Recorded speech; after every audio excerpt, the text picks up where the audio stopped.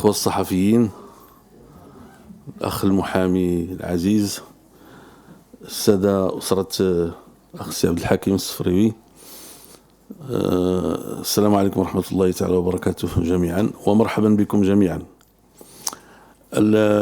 الموضوع اللي دعيتكم له اليوم ما عنده علاقة لا بحزب العدالة والتربية ولا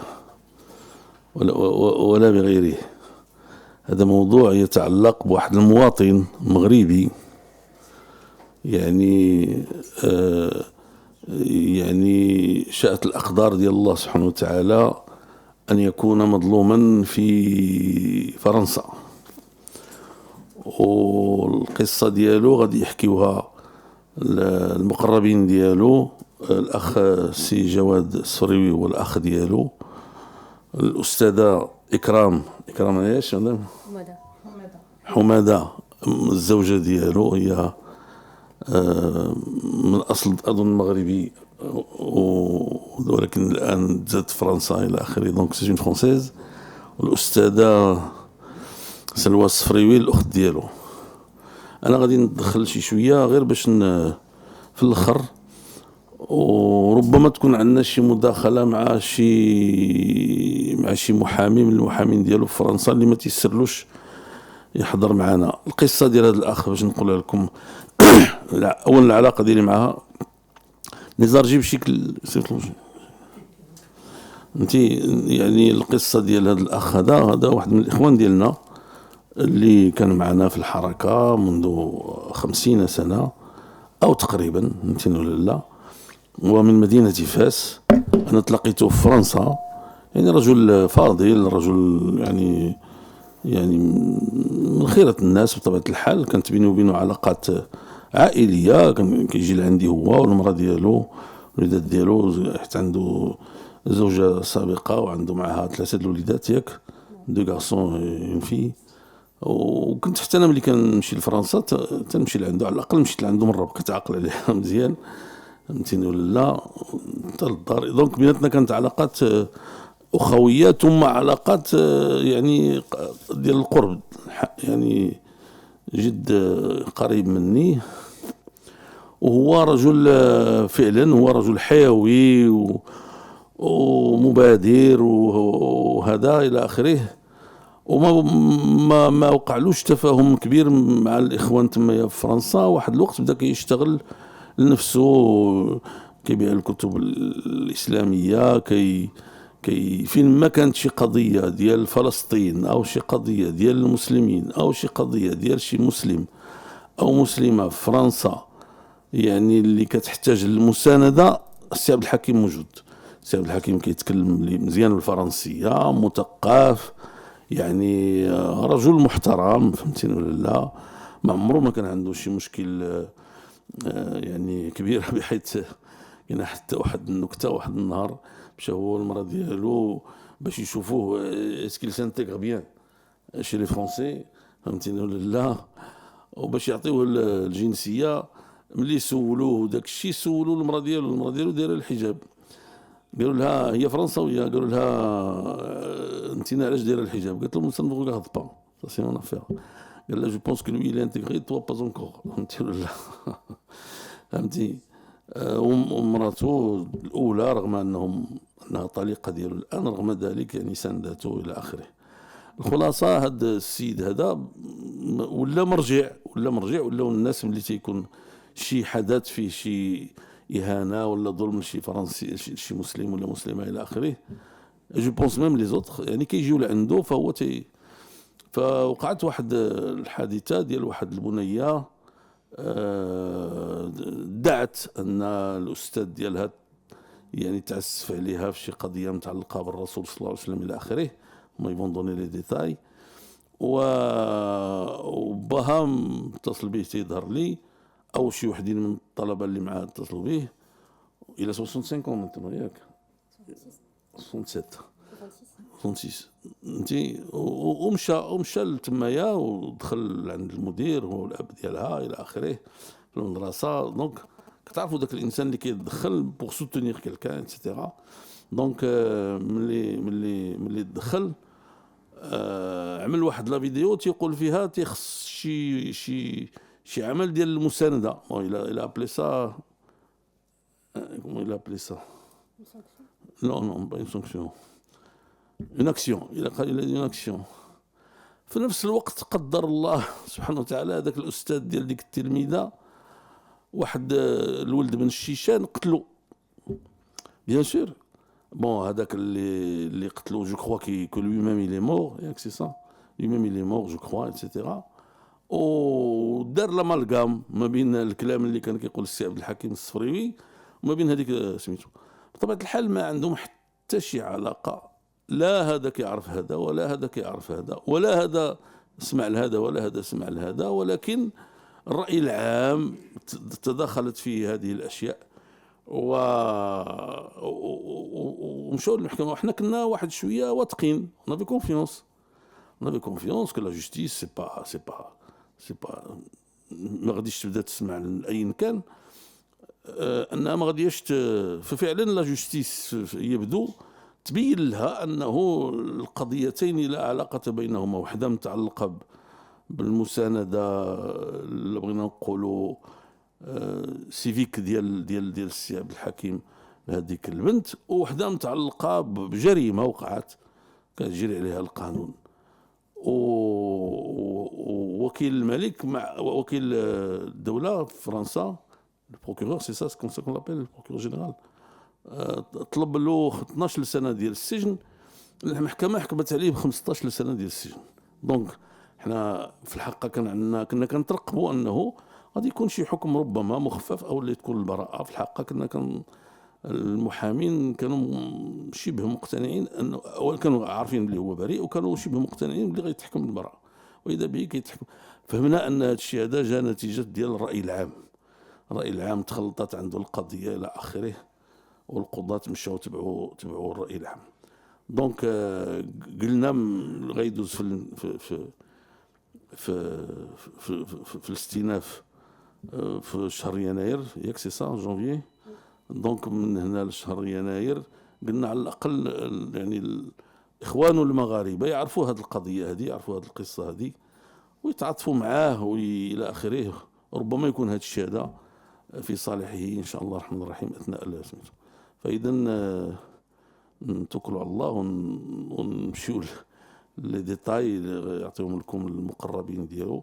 كظهر لي نبداو بالسيده اكرام اللي هي الزوجه ديالو، واللي كنحييها لانه تبارك الله عليها يعني صامده ووفيه، يعني زوجه وفيه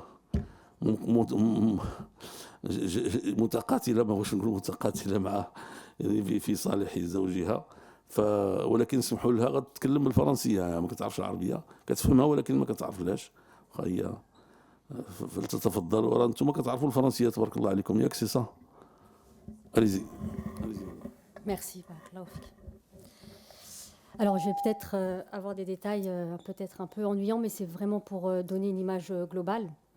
Donc, effectivement, en décembre dernier a eu lieu le procès qu'on appelle le procès contre l'assassinat de Samuel Paty, qui était donc un professeur français. Qui a été, il a été tué, mais il a été exécuté, il a été décapité. Ça a été un crime ignoble le 16 octobre 2020. Donc le 16 octobre 2020, il y a eu l'assassinat du professeur Samuel Paty. Et comme j'ai dit, c'était un crime ignoble parce qu'il a été assassiné, il a été décapité. Et donc tout a basculé à ce moment-là. Et la situation, en fait, elle a été lue par l'ensemble des médias et malheureusement par la Cour aussi, au regard du crime et sans prendre en compte la réalité des personnes et des faits, en fait, et en particulier pour ce qui nous concerne, nous, la réalité de ce qu'est Abdel Hakim et de ce qu'il a fait. Donc concrètement, la description qui a été faite, elle est complète, hein. Peut-être elle sera aussi elle sera complétée par d'autres que moi, mais je vais plutôt donc parler des faits que de la personne. Ce qui s'est passé, c'est que Abdel Hakim, en tant que militant en France, respectueux de la loi et s'inscrivant dans une réalité purement citoyenne, a toujours fait de son mieux pour lutter pour le droit du peuple palestinien d'un côté et aussi pour les musulmans en France. Et donc, il est intervenu dans ce cadre parce qu'il était question d'une discrimination. Concrètement, il y a eu un cours d'éducation civique où le professeur, donc le cours avait pour sujet la liberté d'expression et il était question d'ailleurs des publications de Charlie qui sont liées donc aux publications des caricatures et le litige en réalité il portait beaucoup plus sur la discrimination parce que lors de ce cours le professeur dans sa démarche pour lui pour ne pas froisser les élèves avait demandé aux musulmans de la classe de s'identifier, de lever la main et de sortir pour ne pas être froissé. Et donc c'est cette réalité-là, cette discrimination-là qui a été le moteur de l'action d'Abdel Hakim. Et même si donc il y a eu beaucoup de choses dites sur ce sujet, je ne peux pas rentrer vraiment dans tous les détails, mais par ailleurs, par exemple, que la fille avait menti parce qu'elle n'avait pas assisté au cours, mais la réalité de la discrimination existait. Et c'est ce qui réellement a motivé l'action d'Abdel Hakim. Pourquoi c'est ce qui a motivé l'action d'Abdel Hakim? Parce que ça constitue une discrimination, alors que ce qui est dit à profusion sur les caricatures, en réalité, Abdel Hakim ne découvre pas en 2020 que les caricatures soient diffusées dans les cours de classe. Donc c'est pas du tout ni une nouveauté, ni quelque chose pour lequel il a agi. Donc il y a eu cette discrimination réelle qui a été d'ailleurs constatée par le référent de la laïcité au cours de la semaine avant le meurtre. C'est ce qui a mobilisé beaucoup de personnes et il n'y avait pas du tout qu'Abdel Hakim sur cette question. D'autres personnes, soit des personnes qui sont liées par l'établissement, des parents d'élèves, soit des personnes militantes, soit des citoyens musulmans qui voulaient aussi s'exprimer, ou des organisations, même des journalistes qui ont pris attache, que ce soit avec le père de famille ou avec l'établissement. Donc je dis ça parce que justement on a vite éclipsé toutes ces réalités pour ne se focaliser que sur Abdel Hakim. Et bientôt, c'est une forme, on a voulu zoomer sur un duo entre le père et Abdel Hakim, et au point même où on a créé vraiment de manière artificielle d'abord ce duo, et plus encore une forme d'ascendant qu'aurait eu Abdel Hakim alors qu'il n'a jamais connu ce père. Il a rencontré, donc je vais vous dire les faits incriminés et les faits réels, c'est que donc Abdel Hakim, comme tout le monde, prend connaissance de ce qu'on va appeler la polémique. Il n'est pas à l'origine de cette polémique. Il prend juste connaissance parce que le père a lancé un appel général. Abdel Hakim répond à cet appel, vérifie l'information et donc décide d'accompagner le père de famille à l'établissement. Donc il rencontre la direction et il le fait, Abdel Hakim, en se présentant totalement, déclinant son identité et en se présentant pleinement. Donc il ne se dissimule pas et donc il essaye de comprendre la situation et à la fois, il y a une forme de contestation parce que il vient en défense d'une discrimination, mais à la fois il cherche aussi à vérifier les faits. Or, quand il va à l'établissement, bien que donc, la principale a vraiment fait de son mieux, la situation ne s'éclaire pas plus que ça. Mais il y a ce contact avec l'administration. Il y aura d'ailleurs après ça un appel du rectorat. Donc Abdel Hakim vraiment, et d'ailleurs Abdel Hakim a lui-même été pendant longtemps professeur et connaît bien le fonctionnement interne de l'administration. Donc il est en attente de réponse des administrations. Donc sa démarche est purement citoyenne. On peut l'appeler militante, mais elle est militante mais profondément légale, et elle suit une logique en fait. Donc il n'y a pas ni d'appel à la haine, ni de cible posée sur le professeur. D'ailleurs, Abdel Hakim, ça n'est que le jour de l'assassinat, et particulièrement dans sa garde à vue, qui va apprendre le prénom et le nom du professeur. Abdel Hakim n'a pas cherché à contester frontalement le professeur, ni à le combattre, et encore moins à le cibler. Il n'avait même pas son identité au moment des faits. Donc Abdel Hakim s'est déplacé, et c'est à ce moment-là, au cours d'une courte matinée, qu'il va rencontrer le père. Ce sera la seule fois de sa vie où il va le connaître. Donc, ce qui est assez choquant, parce que plus tard, au procès, on parlera d'un ascendant qui justifierait carrément une peine supérieure au père. même si bon, les peines de toute manière sont discutables sur plein de points, mais ne serait-ce que ces réalités-là, elles interrogent. Donc Abdelhakim est parti accompagner le père en se présentant publiquement. Ensuite, il a tourné une vidéo. Il tourne une vidéo et on est au 8 octobre. La polémique a commencé le 5 octobre. Abdelhakim n'était pas à l'origine de cette polémique. Elle existe déjà. Et Abdelhakim intervient à l'établissement le 8 octobre et ne va diffuser sa vidéo que le 12 octobre. Et dans cette vidéo, qui est donc encore une fois incriminée, ce qu'on va reprocher à Abdelhakim dans les faits matériels, ce serait donc cette venue à l'établissement et ensuite sa vidéo, sauf que sa vidéo, en fait, elle se fait en 3 parties. Un témoignage de la jeune fille qui raconte sa version des faits, une version qu'elle n'a jamais changée. Elle a eu cette version devant son père, devant les différents élèves, devant la principale, devant la police municipale d'abord, puis la police judiciaire, et même durant la garde à vue, et même durant des mois durant. Donc, et c'est bien après qu'on apprendra que c'était un mensonge.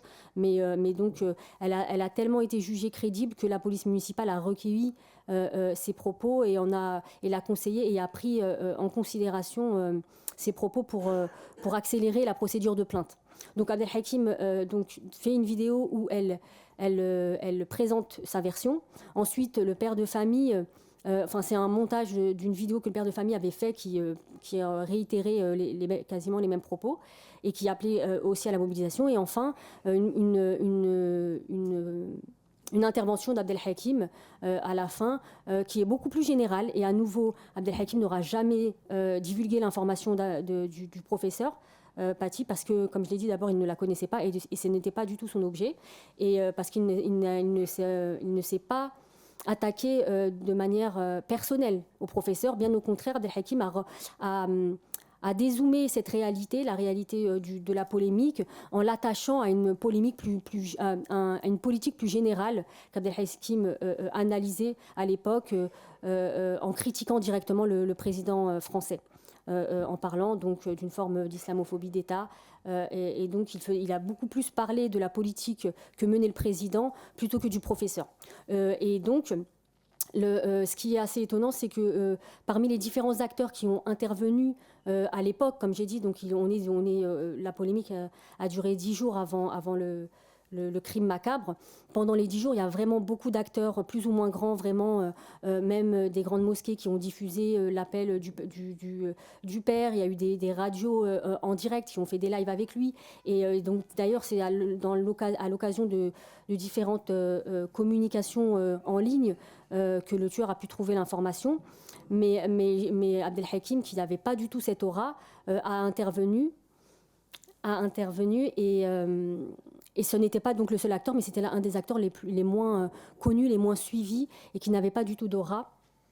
Et donc, pourtant, en temps réel, il était, ça a été dit assez rapidement, Abdelhakim était suivi par les autorités depuis 1982 et donc son intervention était connue des services à l'époque. Et en temps réel. C'est un des rares acteurs dans cette polémique qui a été, on va dire, contrôlé, dont l'action a été appréciée en temps réel, donc par les services de renseignement. Et les services de renseignement en temps réel sont sans appel, disent que l'intervention d'Abdelhakim n'est pas menaçante. Il n'y a pas de menace venant d'Abdelhakim. Et c'est une réalité qui aujourd'hui est totalement occultée et qui n'a pas pesé. Donc voilà les seules actions qu'a menées Abdelhakim. Et ce qui est assez étonnant, c'est que, comme je l'ai dit, c'est un des seuls qui a été retenu dans ce procès, qui a été incriminé à tort. Et l'incrimination est encore plus injuste parce qu'on parle d'AMT. L'AMT, c'est l'association malfaiteur terroriste. C'est ce pourquoi on l'accuse, sachant qu'au départ, quand il a été arrêté, et pendant tout le long de la procédure, pendant tout le long de l'enquête judiciaire, il a carrément été accusé de complicité d'assassinat terroriste. Et donc c'est totalement artificiel, mais scandaleux parce que Abdelhakim n'a jamais eu aucun lien, ni direct, ni indirect, ni accidentel avec le tueur. Le tueur ne le connaît pas et Abdelhakim ne connaît pas le tueur. Donc on parle d'association malfaiteur d'entreprises terroristes, alors qu'Abdel Hakim ne connaissait pas le tireur, donc ne pouvait pas connaître, a fortiori, le projet terroriste. Et donc, on est, dès le départ, comme j'ai dit, donc on avait commencé par une accusation beaucoup plus choquante, qui est la complicité, et faute de preuves, hein, parce que de toute manière, il n'y a aucune preuve sur lesquelles s'appuie la juridiction qui l'a jugé, on est resté sur une association malfaiteur. Donc, Abdel Hakim a été jugé dans un procès pour association malfaiteur, et cette association, elle est liée avec le père de famille. Les deux sont jugés pour la même infraction. Donc l'AMT, c'est assez, je vais un peu entrer dans les détails, mais c'est assez, on va dire, étonnant, parce que c'est censé être ce qu'on appelle une infraction obstacle. Elle est censée justement faire obstacle à un crime. C'est-à-dire qu'il n'y a pas de crime commis, mais il y aurait une forme de préparation. À nouveau, c'est totalement impossible, parce que, comme je l'ai dit, Abdel Hakim n'a aucun lien, n'a aucune possibilité d'imaginer même le projet criminel. Donc déjà, dans l'esprit, c'était impossible de parler d'AMT. Et puis, dans les faits, la Cour a jugé et a condamné à 15 ans de prison pour AMT sur des fondements, comme j'ai dit, artificiels, mais même dans la motivation même du jugement, les fondements reposent sur des faits qui sont mensongers, réellement. Et c'est pourquoi aujourd'hui, depuis que nous avons appris cette condamnation, nous nous inquiétons et nous nous indignons, parce qu'on ne comprend pas comment on a pu en arriver là. C'était déjà impossible qu'Abdel Hakim puisse être incriminé, mais être incriminé, accusé, jugé à ce point-là, de manière totalement artificielle et de manière infondée, c'est quelque chose qui aujourd'hui nous inquiète. Si on devait donc parler du procès lui-même, que ce soit le procès, mais donc au moment de l'assassinat, et jusqu'au procès, on a mis donc en perspective, je l'ai dit au départ, le duo, ce fameux duo, donc comme j'ai dit, créé artificiellement du père et d'Abdel Hakim, on l'a mis en perspective en occultant totalement toutes les autres réalités et les graves dérives, et je dirais même défaillances de certains autres acteurs.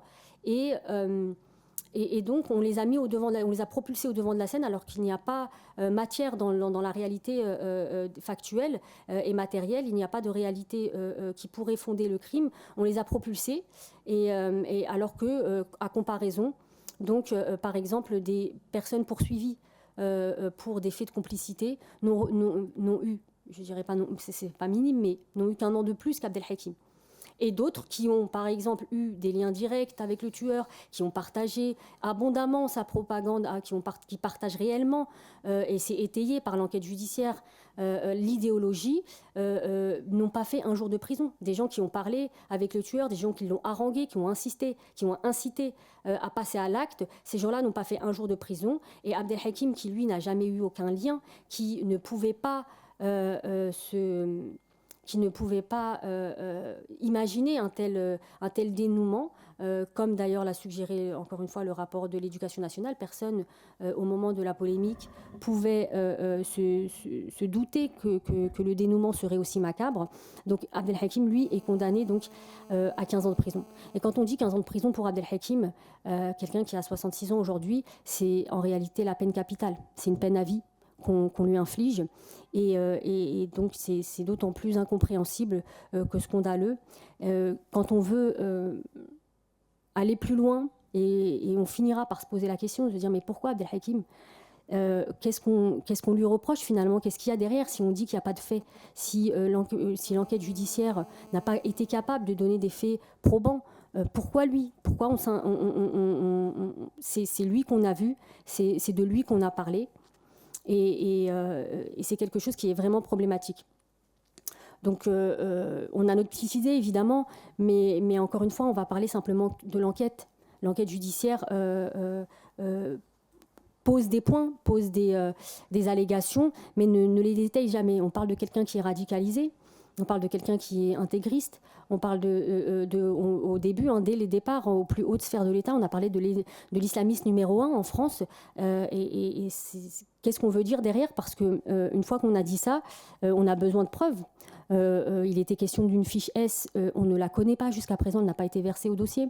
Il est question de radicalisme. Abdelhakim, de toute sa vie, n'a jamais été lié ni de près ni de loin à un quelconque groupuscule terroriste. Abdelhakim n'a jamais fait l'apologie de terroristes. Abdelhakim n'a jamais même consulté un site, ne serait-ce que par curiosité. Donc ça veut dire quoi être radical et être au point d'être dans une entreprise terroriste quand l'enquête judiciaire elle-même ne donne pas ces points-là. Il y a certaines personnes, parmi par exemple les témoins qu'on a opposés à Abdelhakim, qui sont par ailleurs tous des opposants politiques. Certains ont allégué de menaces, alors que, par exemple, ils bénéficient de protection policière rapprochée. Ces menaces-là, encore une fois, ne sont pas étayées. Il n'y a pas de plainte, il n'y a pas de traces de toutes ces menaces-là. Et donc, en réalité, à chaque fois, c'est un agrégat d'allégations qui n'ont pas de réalité. Donc, on revient à se reposer la même question. Pourquoi Abdelhakim? Et dans la motivation, on est assez choqué. Et d'ailleurs, ça a assez transpiré durant le procès. Souvent, le procureur disait « Vous savez bien qu'on ne vous reproche pas que des vidéos, donc on a envie de savoir quoi ?» Comme j'ai dit, puisque de toute manière, la vidéo n'était pas une incitation à la violence ni une incitation à la haine. Ce seraient ses idées peut-être, ce serait ce qu'il est peut-être, puisque en fait, la motivation nous laisse avec une phrase en nous disant finalement Abdelhakim devait connaître le contexte et le risque que son intervention pouvait engendrer. Donc c'est assez, en plus d'être flou, c'est quand même scandaleux. Ça voudrait dire que si on défend certaines idées, si on combat certaines discriminations et que par ailleurs il y a d'autres personnes dont on connaît clairement et dont les services connaissaient clairement la radicalité, si ces personnes-là passent à l'acte, même s'il n'y a pas de lien, eh bien celles qui combattraient les personnes qui combattraient ces idées finissent par être elles-mêmes responsables. Et là, on entre dans autre chose. Donc on maintient et on répète, Abdelhakim est totalement innocent de ce dont on l'accuse. Abdelhakim n'a aucun lien avec le terrorisme. Abdelhakim est indigné de cette accusation. Et Abdelhakim souhaite à nouveau prouver son innocence pourvu qu'on l'écoute, pourvu qu'on arrête d'être dans des fantasmes et dans des allégations et dans des choses qui ne sont pas fondées. On voudrait réellement que seuls les faits comptent et qu'on voit Abdelhakim pour ce qu'il est et pas pour ce qu'on croit qu'il est. شكرا الأخت إكرام. Je crois que tu as أعطيتي فكرة واضحة. طبعا اللي ما فهمش غادي يشوف اللي غيترجم له. كيظهر ان معنا المحامي ديالو من باريس ياك سي جوندي، يمكن له يدخل معنا دابا. اعطيه الكلمه قول لي تفضل. allez-y monsieur الشرقياك سي صا. بسم الله الرحمن الرحيم. Avant toute chose, je vous prie d'excuser mon absence. J'avais évidemment prévu d'être à vos côtés et aux côtés de la famille pour évoquer le dossier de Abdelhakim Sefrioui, qui est mon client. Malheureusement, des contingences liées au football m'ont empêché d'être présent avec vous. Je fais juste un petit point, mais je suis certainement là peut-être pour répondre aux questions. Ce que je veux dire, c'est que Abdelhakim Sefrioui, ce n'est pas n'importe quelle affaire. Le dossier Samuel Paty, ce n'est pas n'importe quel dossier. C'est le plus grand dossier pénal en France, probablement de ces 10 dernières années. C'est un dossier et un crime qui a bouleversé la société française et qui a vu jusqu'aux plus hautes autorités de l'État français une sorte de déraison et de folie prendre part, et cette folie s'est focalisée sur Abdelhakim Sefrioui. Alors, pourquoi Abdelhakim Sefrioui? Parce qu'Abdel Hakim Sefrioui, il n'est pas un inconnu en France. C'est un citoyen marocain, un sujet du roi, qui se bat et qui se démène tous les jours pour la cause des injustices. Il est le premier sur la cause palestinienne, avec son collectif, qu'il appelait le collectif Cheikh Yassine. Il est le premier sur la cause de la défense des minorités religieuses et des musulmans en particulier. Il s'engage au quotidien. Et c'est-à-dire qu'avant les faits et avant ce dossier, Abdel Hakim Sefrioui est connu en France. Il est même très connu. Et il est connu pour deux choses, son militantisme et son courage. Il est là avec son panneau et il fait des manifestations. Il a organisé avec les autorités, l'accord des autorités françaises, plus de 300 manifestations qui ont toutes été autorisées. Il n'a jamais été condamné par la justice pour ses idées, pour l'expression de ses idées, pour sa critique de la situation en Palestine. Et donc, on a essayé du jour au lendemain, en se basant sur l'immense émotion populaire, de le faire passer pour l'islamiste numéro 1, en violation d'ailleurs de la présomption d'innocence, parce que l'enquête ne faisait que de démarrer et rien ne prouvait qu'Abdel Hakim Sefrioui avait un lien avec le crime. Et de fait, après plus de 3 ans d'enquête, 5000 pièces, 5000 documents, actes de procédure dans le dossier, c'est immense. On a découvert que Abdel Hakim Sefrioui n'avait rien à voir ni avec le terrorisme à titre personnel. Il n'a jamais consulté un site djihadiste, il n'adhère pas à leurs idées, il n'est même pas membre d'une organisation qu'on peut qualifier islamiste. On a essayé de le faire passer pour un frère musulman, alors que lui, c'est un sujet du roi et qu'il a fait allégeance à Sa Majesté le roi depuis très longtemps. Donc il n'y a pas de difficulté sur ça. Et même, on va plus loin, il ne connaît donc ni le terroriste, ni son existence. Et le terroriste lui-même ne connaît pas Sefrioui. Ça, c'est prouvé. Donc, ce sont tous des étrangers, les uns pour les autres. Et pour autant, il faut absolument rattacher Abdel Hakim Sefrioui au procès. Au point où, à l'audience, lorsque l'audition d'Abdel Hakim Sefrioui était prévue, une audience qui a duré 2 mois, qui a donné lieu à des moyens considérables. Le jour où son audition était prévue, la salle d'audience était pleine. Et le président a décidé de décaler et de reporter l'audition d'Abdel Hakim au lendemain. Quand il l'a annoncé au micro, on a entendu un brouhaha dans la salle. Tous les gens étaient venus que pour lui. Et c'est ce qui me fait dire que c'est le procès de Samuel, c'est pas le procès de Samuel Paty, c'est le procès d'Abdel Hakim Sefrioui, parce qu'il représente des choses qui, en France, sont clivantes. Il est musulman, il ne se cache pas de l'être, et il exerce librement sa liberté de parole et de critique politique. Et ça, en France, aujourd'hui, c'est inacceptable. Donc, qu'est-ce qui, objectivement, relie Abdel Hakim Sefrioui à Anzorov, le criminel tchétchène terroriste? Ce n'est ni sa connaissance, ni l'adhésion à une idéologie terroriste. En fait, c'est uniquement la confession. C'est uniquement la religion d'Abdel Hakim Sefrioui qui le relie aux terroristes. Ils sont tous les deux musulmans. C'est le point commun. C'est l'unique point commun. C'est-à-dire que si Abdel Hakim Sefrioui avait été un syndicaliste communiste ou un militant bouddhiste, il n'aurait jamais été dans le box des accusés. Jamais il aurait été impliqué. Mais en France, aujourd'hui, en 2025, quand vous êtes musulman et que vous vous exprimez publiquement, on vous le reproche. Et on vous le reproche avec une philosophie qui est assez simple et qu'on appelle le djihadisme d'atmosphère. Et c'est très exactement ce que les juges ont reproché à Abdel Hakim.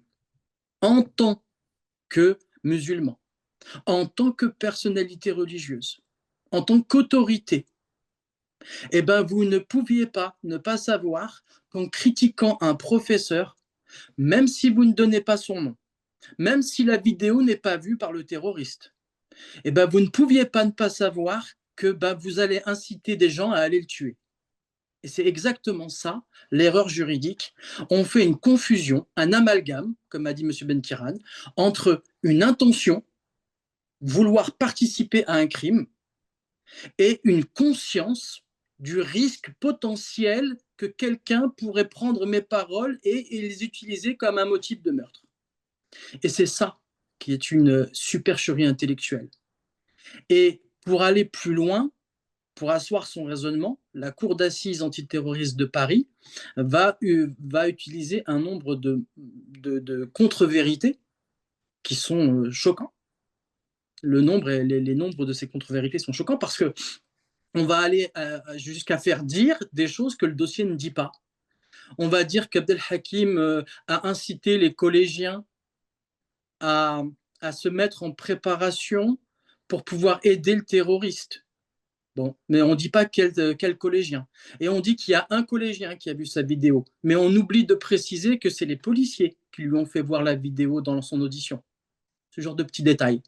Et tout ça vient en fait un peu fausser le raisonnement et ça va expliquer aussi l'exceptionnelle sévérité de la peine qui lui est infligée. Imaginez-vous qu'on lui reproche simplement d'avoir fait une vidéo dans laquelle il demande une sanction administrative et on va lui infliger une peine de 15 ans de réclusion criminelle, 1 an de moins que la personne qui est allée acheter le couteau.